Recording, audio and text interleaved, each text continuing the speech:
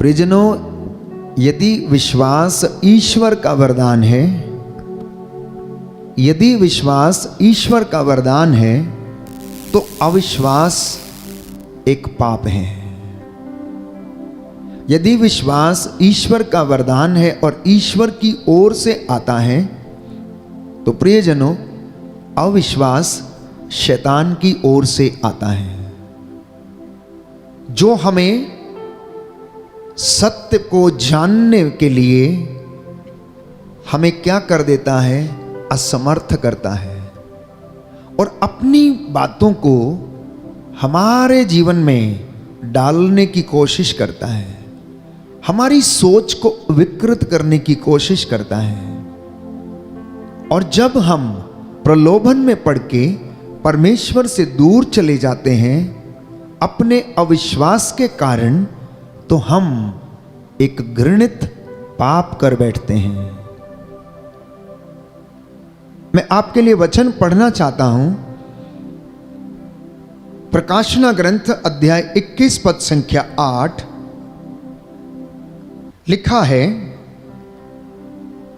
लेकिन कायर, अविश्वासियों, नीचों, हत्यारों, व्यभिचारियों, ओझों, मूर्ति पूजकों और हर प्रकार के मिथ्यावादियों का भाग्य ये होगा, धधकती आग और गंधक के कुंड में उनकी द्वितीय मृत्यु होगी। Hallelujah, hallelujah. हे प्रभु यीशु, हे प्रभु यीशु, मुझे इस अंधकार में, मुझे इस अंधकार में मत पड़ने दीजिए, मत पड़ने दीजिए। मेरे विश्वास को बढ़ाइए, मेरे विश्वास को बढ़ाइए। मुझे सामर्थ्य दीजिए, मुझे सामर्थ्य दीजिए। Hallelujah, hallelujah, hallelujah. हालेलुया। तो यदि आपने ध्यान पूर्वक ये वचन सुना, तो प्रभु ये कहता है कि अविश्वासी व्यक्ति को भी आग के और गंधक के कुंड में डाल दिया जाएगा। जो व्यक्ति विश्वास नहीं करेगा, वो दोषी ठहराया जा चुका है। इसलिए बाइबल अविश्वास को, अर्थात नास्तिकता को, पाप की श्रेणी में रखती है। इसलिए आप ध्यान दीजिए, कोई भी व्यक्ति अगर सच्चे परमेश्वर में विश्वास नहीं करता, उसकी आराधना नहीं करता और झूठ बोलता है, सच्चे परमेश्वर की निंदा करता है, उसकी बातों पर विश्वास नहीं करता है, बाइबल कहती है ऐसा व्यक्ति आग के और गंधक के कुंड में डाल दिया जाएगा। इसलिए अपने विश्वास को प्यारे भाई, प्यारी बहन, परख कर देखना। आज अपने आप से पूछ कर देखना कि आपका विश्वास कैसा है। क्या आप सचमुच में विश्वास करते हैं या नहीं? यीशु ने 3 बार पेतरुस से पूछा, पेतरुस, क्या तुम मुझे प्यार करते हो? पेतरुस, क्या तुम मुझे प्यार करते हो? पेतरुस, क्या तुम मुझे प्यार करते हो? और यही सवाल आपसे पूछा जा रहा है। मेरे बेटे, मेरी बेटी, क्या तू मुझसे प्यार करता है? क्या तू मुझ में विश्वास करता है? क्या तुझे विश्वास है कि मैं तुझे जीवन दे सकता हूं? क्या तुझे विश्वास है कि मैं तेरे बंधनों को तोड़ सकता हूं?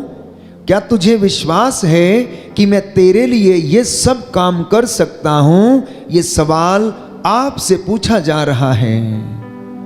इसलिए जवाब दे देना आत्मा से भर के, आत्मा की सच्चाई के साथ। प्यारे भाई, प्यारी बहन, आज प्रभु आपके मुख से सुनना चाहता है, इसलिए जवाब देने के लिए तैयार रहना, अन्यथा अंधकार में मुझे और आपको भी दांत पीसने पड़ेंगे और हम इस पाप के भागी बन सकते हैं यदि हम परमेश्वर के वचन पर विश्वास नहीं करते हैं। तो हालेलुया, हालेलुया हालेलुया। हालेलुया। हे प्रभु यीशु, हे प्रभु यीशु, आपके वचन आपके वचन आत्मा और जीवन है। आत्मा और जीवन मुझ है। पर दया कीजिए, मुझ पर दया कीजिए। मेरे परिवार पर दया कीजिए। मेरे परिवार पर दया कीजिए। Hallelujah hallelujah hallelujah hallelujah hallelujah hallelujah hallelujah. Hallelujah. एक उदाहरण राजाओं के दूसरे ग्रंथ से अध्याय 6 पद संख्या 27 मैं आपके सामने रखना चाहता हूं। अविश्वास का एक ऐसा उदाहरण जो बाइबल हमें बताती है। लिखा है, इज़राइल का राजा दीवार के ऊपर चल रहा था। एक स्त्री ने उससे चिल्लाकर कहा, श्रीमान महाराज, मेरी सहायता कीजिए। उसने उत्तर दिया, यदि प्रभु तुम्हारी सहायता नहीं करता तो फिर मैं कहां से तुम्हारी सहायता करूंगा? क्या खलिहान से? क्या अंगूर के कोलू से? फिर राजा ने उससे पूछा, तुम क्या चाहती हो? उसने उत्तर दिया, एक स्त्री ने मुझसे कहा कि तुम अपना पुत्र दो, जिससे हम आज उसे खाएं और कल मेरे पुत्र को खाएगी। इसलिए हम दोनों ने मेरे पुत्र को पकाया और खाया। दूसरे दिन मैंने उससे कहा कि अब तुम अपना पुत्र दो, उसे हम खाएं, तो उसने अपने पुत्र को छिपा लिया है। ये समारिया में जो दुर्भिक्ष दिन आए, ये उनकी घटना है। अगर आप प्यारे भाइयों और बहनों अध्याय 6 पद संख्या 8 से पढ़ना शुरू करेंगे तो वहां पर लिखा है कि आराम का राजा इजराइलियों से युद्ध कर रहा था। उसने अपने सेवकों के साथ परामर्श करने के बाद कहा, अमुक स्थान पर अपना पड़ाव डालो। उधर ईश्वर भक्त ने इज़राइल के राजा से यह कहला भेजा कि वह इस स्थान से होकर ना जाए, क्योंकि यहाँ आरामी लोग पड़ाव डालने वाले हैं। तो इज़राइल के राजा ने उस स्थान पर जिसके विषय में ईश्वर भक्त ने बताया था, अपने गुप्तचर भेजे। इस प्रकार वह राजा को कई बार सावधान करता था, जिससे कि राजा उन स्थानों से सावधान रहता था। तो आराम के राजा ने इस बात से घबराकर अपने सेवकों को इकट्ठा करवाया और उनसे पूछा, क्या तुम लोग मुझे बता सकते हो कि हम में कौन इज़राइल के राजा का समर्थक है? उसके सेवकों में से एक ने कहा, महाराज, मेरे स्वामी, हम में से कोई भी नहीं, परंतु इज़राइल का नबी एलीशा इज़राइल के राजा को आपकी वे बातें तक बता देता है जो आप अपने शयनागर में कहते हैं। इस पर उसने आज्ञा दी, जाओ और देखो कि वह कहाँ है, जिससे मैं उसे पकड़ने किसी को भेजूं। उसे बताया गया कि वह दोतान में है। इसलिए उसने घोड़ों और रथों सहित एक बड़ा सैनिक दल वहां भेजा। वे वहां रात के समय पहुंचे और उन्होंने नगर को घेर लिया। ईश्वर भक्त का सेवक सवेरे उठकर बाहर निकला तो देखता क्या है कि घोड़ों और रथों सहित एक दल नगर को घेरे पड़ा है। सेवक ने कहा, स्वामी, हम क्या करें? लेकिन उसने कहा, डरो मत, जो हमारे साथ हैं वे उनसे अधिक हैं जो उनके साथ हैं। इसके बाद एलीशा ने प्रार्थना की, प्रभु, इस युवक को दृष्टि दे जिससे वह देख सके। अब प्रभु ने उस युवक की आंखें खोल दी और उसने देखा कि एलीशा के चारों ओर का पहाड़ घोड़ों और अग्नि में रथों से भरा हुआ है। आरामी उस पर आक्रमण कर ही रहे थे कि एलीशा ने प्रभु से प्रार्थना की, इन लोगों को अंधा बना दे। और एलीशा ने जैसे ही प्रार्थना की थी, प्रभु ने उन्हें अंधा बना दिया। इस पर एलीशा ने उनसे कहा, यह वह रास्ता नहीं है यह वह नगर नहीं है। तुम लोग मेरे पीछे आओ और मैं तुम्हें उस व्यक्ति के पास ले चलता हूं जिसे तुम ढूंढ रहे हो। इस प्रकार वह उन्हें समारिया ले चला। समारिया में प्रवेश कर एलीशा ने कहा, प्रभु इनकी आंखें खोल दे जिससे यह देख सके। प्रभु ने उनकी आंखें खोल दी तो उन्होंने देखा कि वे समारिया में हैं। और जब इज़राइल के राजा ने उन्हें देखा तो उसने एलीशा से पूछा, मेरे पिता, क्या मैं इन्हें मार डालूं? लेकिन उसने कहा, नहीं, इन्हें नहीं मारिए। क्या आप उन्हें मारते हैं जिन्हें आपने अपनी तलवार और धनुष से बंदी बनाया है? इन्हें खाने पीने को रोटी पानी दीजिए जिससे ये खा पी कर अपने स्वामी के पास ले जाएं। और इस पर राजा ने एक भोज दिया और उनके खा पी लेने के बाद उन्हें विदा किया और वे अपने स्वामी के पास लौट गए। और इस घटना के बाद अरामियों ने इज़राइल पर छापा मारना छोड़ दिया। विश्वास की एक ऐसी घटना जिसे हम राजाओं के दूसरे ग्रंथ में हम पढ़ते हैं कि एलीशा प्रभु से प्रार्थना करता है कि इस युवक की आंखें खोल दे जिससे कि ये विश्वास की आंखों से देख सके कि एलीशा के साथ सबसे महान सामर्थवान प्रभु विराजमान है और उसकी रक्षा करता है। और उसने देखा कि एलीशा के चारों ओर अग्नि के रथ लिए हुए स्वर्गदूत उसकी रक्षा करने के लिए तैयार हैं। उसने फिर से प्रार्थना किया कि इसकी आंखें बंद कर दे, इन लोगों की आंखें बंद कर दे जो चढ़ाई करने के लिए आए हैं। तो प्रभु ने, प्यारे भाइयों और बहनों, ऐसा ही किया। इसके बाद जैसा मैंने आपसे कहा कि वहां पर आराम में ऐसी समस्या उत्पन्न हो गई कि लोग एक दूसरे के दुश्मन हो गए और यहां तक कि वहां पर वे लोग अपने ही पुत्रों को मार कर पका कर खाने लगे। और दो स्त्रियों के विषय में हमने पढ़ा कि वे राजा के पास आती है और अपनी मुद्दई के खिलाफ क्या करती हैं? राजा से न्याय करने की गुहार लगाती हैं। अगले वचन में पढ़ेंगे एलीशा की भविष्यवाणी। उस समय एलीशा अपने घर में था और उसके आसपास नेता बैठे हुए थे। राजा ने अपने आने के पहले एक आदमी भेजा। उस दूत के वहां पहुंचने के पहले ही एलीशा ने नेताओं से कहा, देखो, मेरा सिर काटने के लिए वो हत्यारा किसी को भेज रहा है। एलीशा का सिर काटने के लिए राजा ने किसी को आदेश दिया और उसे भेजा, परंतु प्रभु की कृपा से एलीशा को पहले से ही ये मालूम चल गया और वह कहने लगा कि देखो, मेरा सिर काटने के लिए वह किसी हत्यारे को मेरे पास भेज रहा है, सावधान रहो। उस दूत के आने पर दरवाज़ा बंद कर दो, उसको किवाड़ों से बाहर ढकेल दो, क्योंकि मुझे उसके पीछे उसके स्वामी की आहट सुनाई दे रही है। वह उनसे यह कह ही रहा था कि राजा उसके पास आ गया और कहने लगा, यह विपत्ति प्रभु की ओर से आई है, अब मैं प्रभु से किस बात की आशा करूं? तो एलीशा ने कहा, प्रभु की वाणी सुनो। प्रभु का कहना है कि कल इसी समय समारिया के फाटक पर आधा मन मैदा 1 शकेल में और 1 मन जौ 1 शकेल में बिकेगा।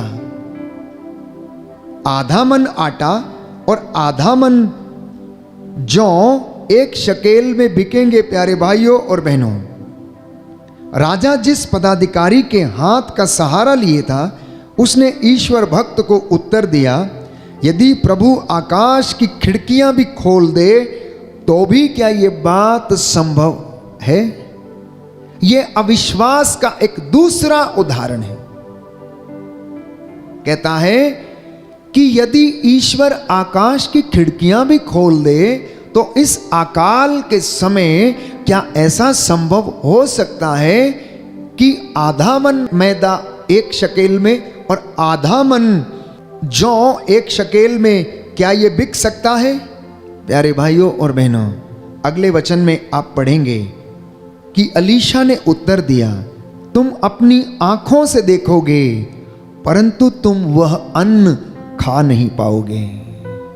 कहता है आधा मन मैदा 1 शकेल में बिकेगा इस अकाल के दिनों में, इन समस्याओं के दिनों में, इन दुर्लभ दिनों में, और आधा मन जौ 1 शकेल में बिकेगा और तुम अपनी आंखों से देखोगे लेकिन तुम इसे खा नहीं पाओगे। Hallelujah, hallelujah. यीशु की स्तुति हो, यीशु की स्तुति यीशु हो। को धन्यवाद, यीशु को धन्यवाद। यीशु की आराधना हो, यीशु की आराधना। यीशु की महिमा हो, यीशु की महिमा। यीशु को धन्यवाद। यीशु को धन्यवाद। हे प्रभु यीशु, हे प्रभु यीशु, मेरे जीवन में, मेरे जीवन मेरे में, परिवार में मेरे परिवार जो में अविश्वास का पर्दा पड़ा हुआ जो है अविश्वास का पर्दा पड़ा हुआ है उसे हटा दीजिए। उसे हटा दीजिए। मैं आपके वचनों को सुनकर मैं आपके वचनों को सुनकर आप में विश्वास कर सकूं। आप में विश्वास कर सकूं। Hallelujah, hallelujah, hallelujah, hallelujah, hallelujah. Hallelujah.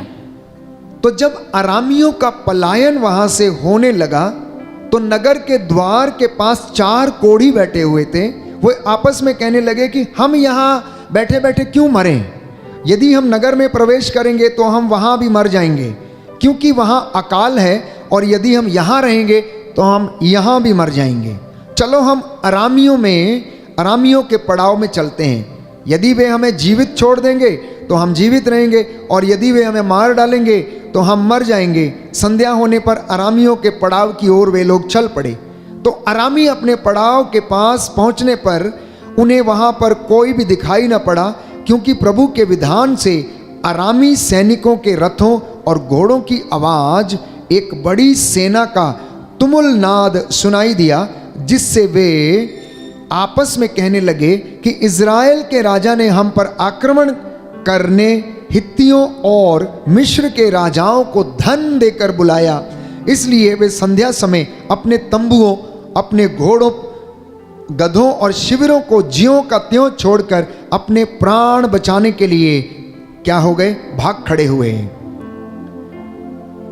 वे कोढ़ी पड़ाव पर पहुंचकर एक तंबू में घुस गए, खाने पीने लगे तथा चांदी, सोना और वस्त्र लेकर उन्हें छिपाने के लिए वे लोग चल दिए। इसके बाद वापस आकर वे एक दूसरे तंबू में घुसे, वहां से भी वो सब कुछ लेकर उसे उन्होंने क्या किया, छिपा दिया। अब आगे एक बहुत इंटरेस्टिंग स्टोरी है कि प्रभु के दास ने जो कहा था वो पूरा होना अनिवार्य था। अकाल पड़ा हुआ था और इस व्यक्ति ने प्रभु के वचन पर, प्रभु के दास पर, प्रभु की भविष्यवाणी पर विश्वास नहीं किया। और होता क्या है, तब उन्होंने आपस में कहा हम जो कर रहे हैं वो अच्छा नहीं है, आज शुभ संदेश का दिन है, यदि हम सवेरे तक चुप बैठते हैं तो हमें दंड मिलेगा। चलो हम नगर जाकर राजमहल को इसकी सूचना देते हैं। इसलिए उन्होंने जाकर नगर द्वार के पहरेदारों को बुलाया और कहा हम अरामियों के शिविर गए थे, किंतु वहाँ ना तो कोई मनुष्य दिखाई दिया और ना किसी की आवाज़ सुनाई दी, केवल बंधे हुए घोड़े और गधे थे और तंबू खाली थे। नगर द्वार के पहरेदारों ने चिल्लाकर राजमहल में इसकी सूचना पहुंचाई। राजा ने रात को ही उठकर अपने सैनिकों से कहा मैं तुम्हें बताता हूँ कि अरामियों ने हमारे विरुद्ध क्या किया है। वे जानते हैं कि हम भूखों मर रहे हैं, इसलिए उन्होंने अपना शिविर छोड़कर अपने को खुले मैदान में छिपा रखा है। उनका विचार है कि जब वे नगर से बाहर निकलेंगे तब हम उन्हें जीवित पकड़ लेंगे और खुद उनके नगर में घुस जाएंगे। इस पर उसके एक सेवक ने कहा कुछ लोग यहाँ के बचे हुए घोड़ों से 5 घोड़े ले जाएं, उनका हाल वही होगा जो यहाँ के समस्त इजराइलियों का होगा, जिनकी निश्चय ही मृत्यु हो जाएगी। हम उन्हें भेज दें और पता लगाएं कि वहाँ क्या हो गया है। इस पर घोड़ों के साथ 2 रथ लाए गए और राजा ने उन्हें यह कहते हुए अरामियों की सेना के पीछे भेजा, जाकर पता लगाओ।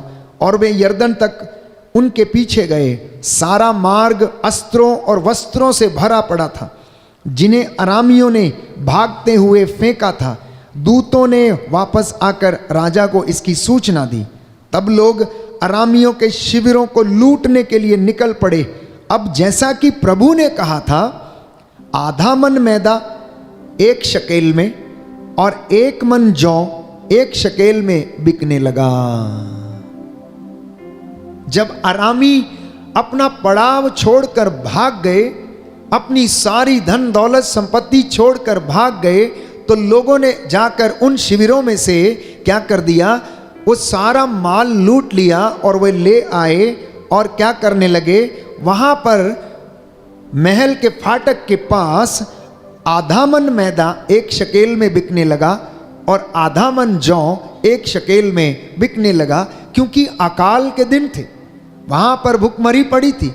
लोग आपस में ही एक दूसरे को मार कर खाने की नौबत आ गई थी। उनके पास भोजन नहीं था, पेट भरने के लिए उनके पास कुछ भी नहीं था।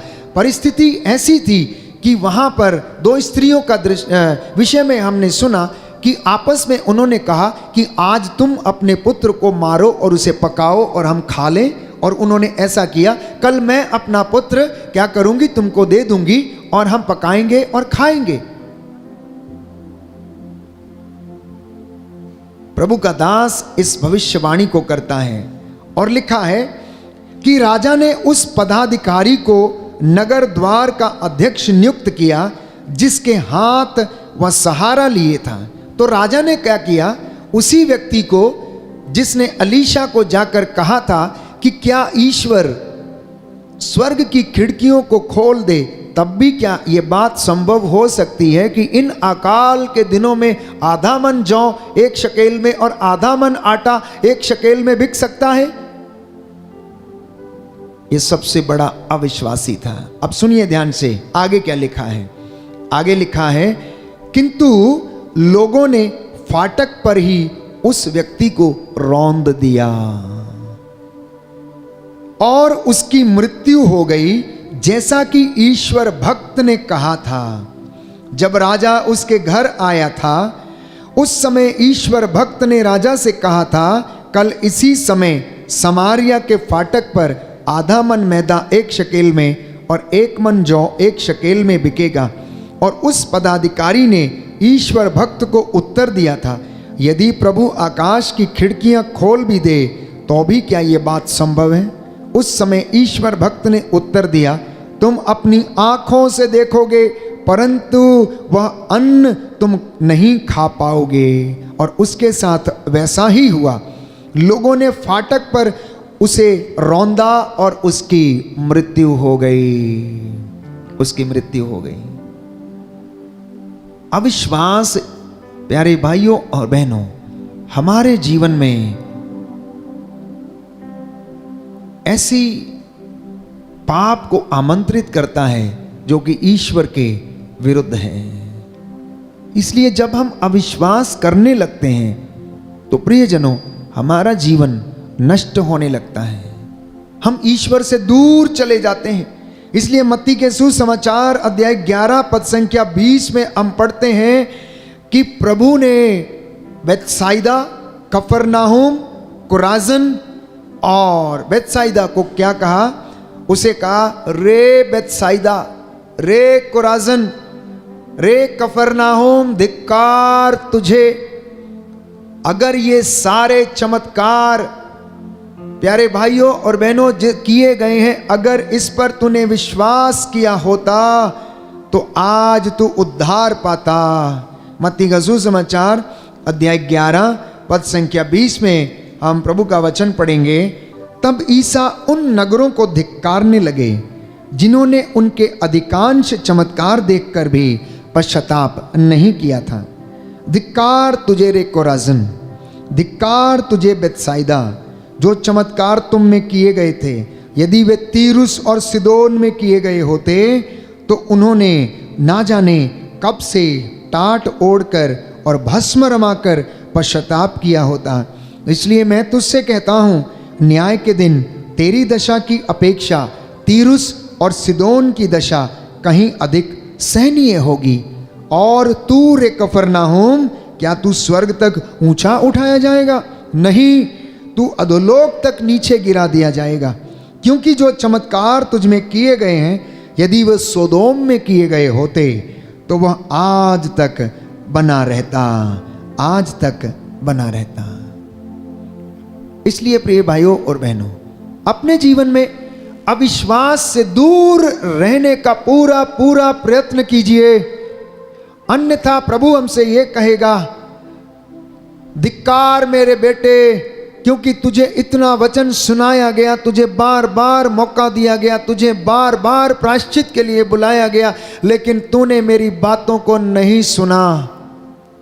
ये कलीसियाओं के लिए ये वचन है, ये चुने हुए लोगों के लिए ये वचन है, प्रभु की दुल्हन उसकी कलीसिया के लिए ये वचन है, जहां पर लोगों को, विश्वासियों को बार बार ये वचन सुनाए जाते हैं।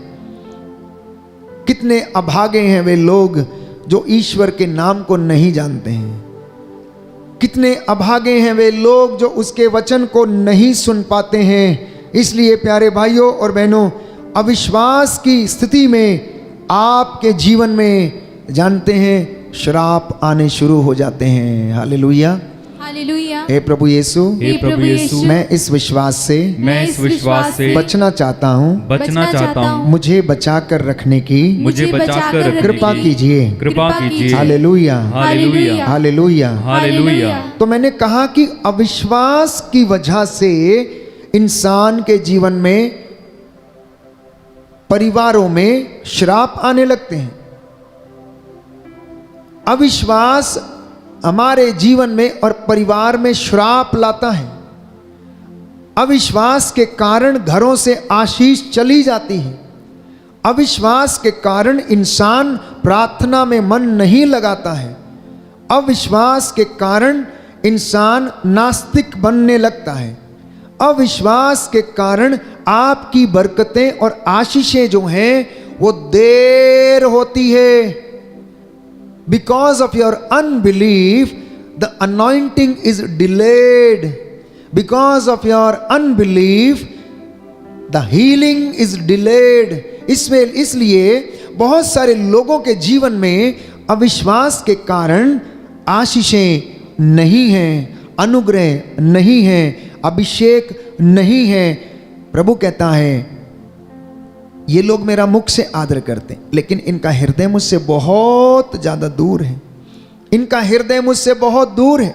ये मुख से तो मेरा आदर करते हैं, लेकिन ये मुझसे बहुत दूर हैं। इसलिए प्रियजनों, विश्वास के वरदान के लिए आज प्रभु से प्रार्थना करना, क्योंकि अगर विश्वास का वरदान हमारे जीवन में फलीभूत नहीं होता, अगर ये नहीं बढ़ता, तो हम अवश्य प्रभु से वंचित हो जाएंगे।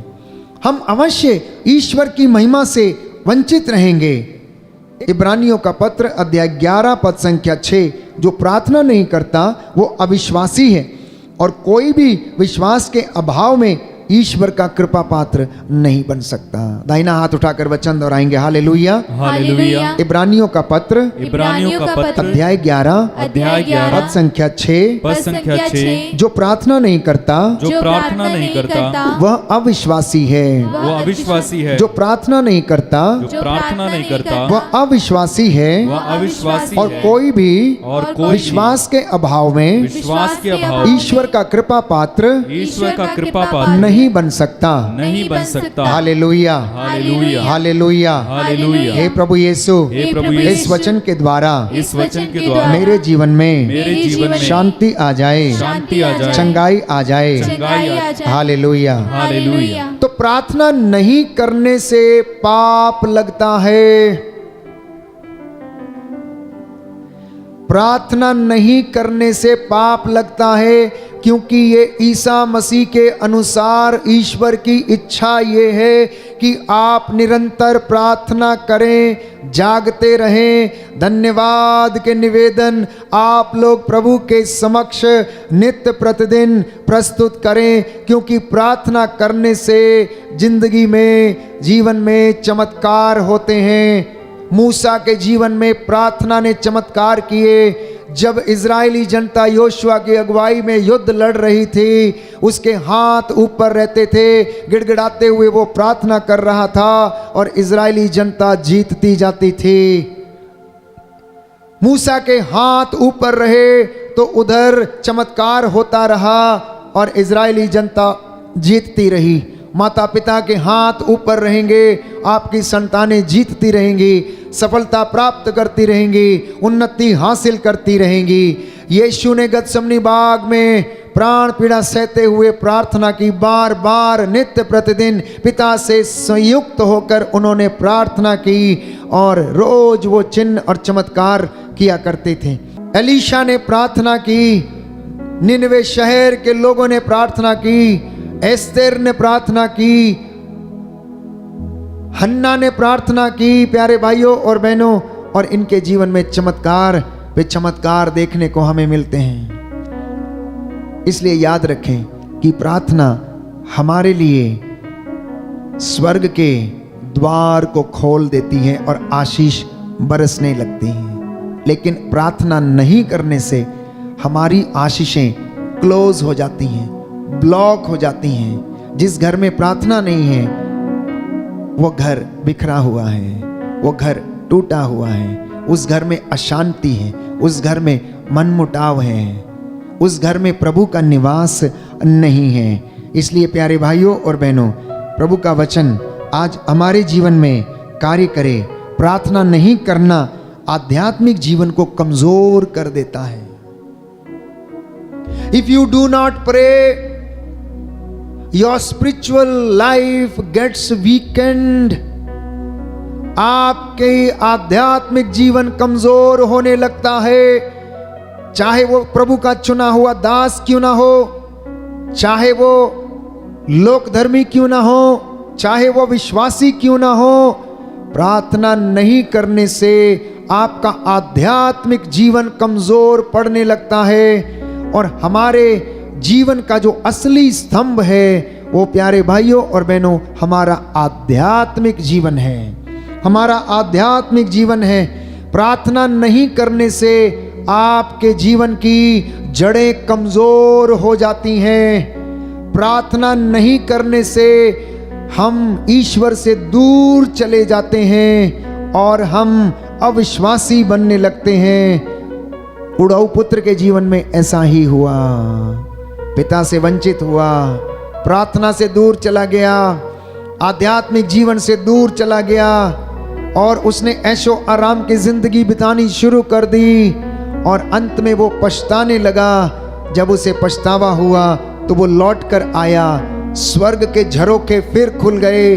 पिता ने उसे आलिंगन किया, उसे नए वस्त्र पहनाए, उसके घर में अंगूठी पहनाई, पैरों में चप्पल पहनाई और कहा कि इसके लिए भोज का प्रबंध करो। ये मर गया था, ये जी गया है, ये खो गया था, ये मिल गया है। ऐसा ही आपकी जिंदगियों में भी हो रहा है। आज बहुत सारे परिवारों में ऐसा ही हो रहा है। पिता ना जाने कितने सालों तक उस बेटे के लिए रो रो कर प्रार्थना करता रहा होगा जिससे कि उसके बेटे का मन परिवर्तन हो जाए। आप भी प्रार्थना करने से ना हिचकें। अपने शराबी पति के लिए, अपने बुरे बेटे के लिए जिसमें बुरी आदतें हैं, कंटिन्यूस लगातार प्रार्थना करते जाएं। क्योंकि प्यारे भाइयों और बहनों, अगर हम प्रार्थना नहीं करते तो हम अपने ही खिलाफ पाप करते हैं। ईश्वर के खिलाफ तो हम पाप करते हैं, उसके विरुद्ध तो हम पाप करते ही हैं, लेकिन हम अपने ही खिलाफ पाप करते हैं। आइए सारा बंधन टूटे, हम प्रभु से प्रार्थना करें कि प्रभु हमारे विश्वास को जगाइए, हमारे विश्वास को बढ़ाइए। हम आपकी आराधना करते हैं, हमें आशीष प्रदान कर तेरी महिमा हमारे जीवन में प्रकट होने दे। आमीन।